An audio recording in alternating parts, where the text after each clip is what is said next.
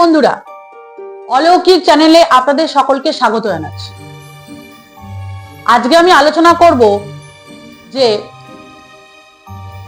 মানুষের শরীরে কোনো অশুভ শক্তির প্রভাব, অশরীরী আত্মারা মানুষকে যখন আক্রমণ করে তখন মানুষের শারীরিকভাবে বিভিন্ন রকমভাবে পরিবর্তন লক্ষ্য করা যায়। আজ আমি সেরকম বিষয় নিয়ে আলোচনা করব যে কি করে বুঝবেন, মানে কি কি লক্ষণ দেখে বুঝবেন যে আপনার শরীরে ভূত প্রেত, অশরীরীরা বা কোনো অমঙ্গলের ছায়া আপনাদের শরীরে প্রবেশ করেছে। কতগুলো লক্ষণ আছে।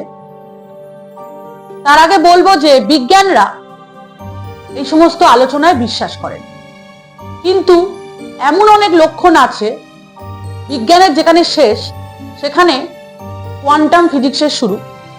সেখান থেকে দেখা গেছে যে এমন অনেক লক্ষণ দেখা গেছে, ধরা পড়েছে। তাতে দেখা গেছে যে বিভিন্ন মানুষের মধ্যে যে লক্ষণ দেখা গেছে যেগুলোতে মানুষ সাইকোলজিক্যালি ভাবে বিভিন্ন উইক হয়ে গেছে। আজকে আমি সেসব লক্ষণ নিয়েই আজকে অলৌকিক চ্যানেলে আলোচনা করব যে আপনার শরীরে ভূত প্রেত বা কোনো অমঙ্গলের ছায়া আছে কিনা, সেই লক্ষণগুলো নিয়ে আমি আজকে আলোচনা করব। তাহলে আমি আমার বক্তব্য শুরু করছি। প্রথম পয়েন্ট কি করে বুঝবেন, সেটা হচ্ছে যে গৃহে বিমুখতা, আর হচ্ছে সমাজের লোকজনের সাথে সম্পর্ক না রাখা। গৃহে বিমুখতা বলতে আমরা বুঝি যখন আপনার শরীরে কোনো অশরীরী আত্মা বা কোনো অশুভ শক্তির প্রভাব পড়বে তখন আপনার একটা লক্ষণ দেখা দেবে। প্রথম লক্ষণ সেটা হচ্ছে যে আপনি গৃহ থেকে কোনোভাবেই বেরোতে চাইবেন না। আপনার যতই কাজ থাক আপনি অজুহাত দেখিয়ে বাড়িতেই থাকবেন এবং একা একা থাকবেন, বাড়ি থেকে কখনোই বেরোতে চাইবেন না, গৃহ বিমুখতা। আর একটা হচ্ছে যে কোনো সামাজিক অনুষ্ঠানে যেতে চাইবেন না। সামাজিক অনুষ্ঠানে গেলে আপনার অসুবিধা হবে, অস্বস্তি বোধ করবেন, তাই সমস্ত বন্ধু বান্ধব সকলের সাথেও আপনি সম্পর্ক ত্যাগ করবেন। এবং আপনাকে যদি জোর করা হয়, বাইরে নিয়ে যাওয়া হয়, তাহলে আপনি নির্জন জায়গায় পালিয়ে যাবেন। যেভাবেই হোক আপনি বাড়িতে থাকবেন, আপনি বাড়ি থেকে কোনো কাজ থাকলেও বেরোবেন না। এটা হচ্ছে প্রথম লক্ষণ।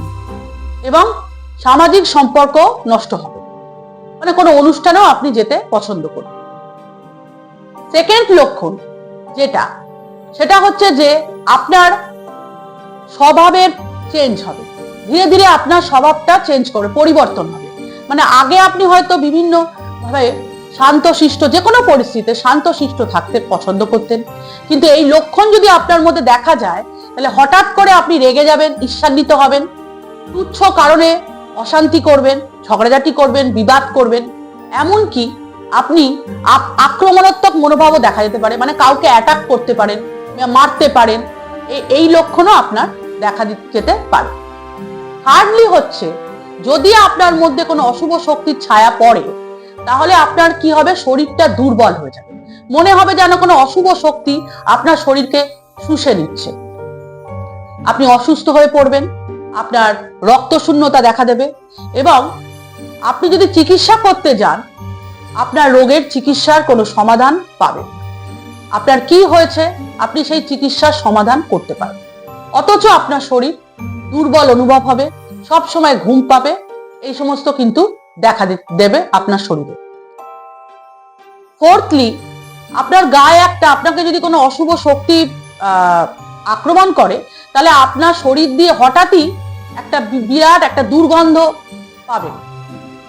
আপনার তখন চান করতে ইচ্ছে করবে না, একই জামা পরে বসে থাকবেন, কোনো পোশাক পরিবর্তন করতে ইচ্ছা করবে না।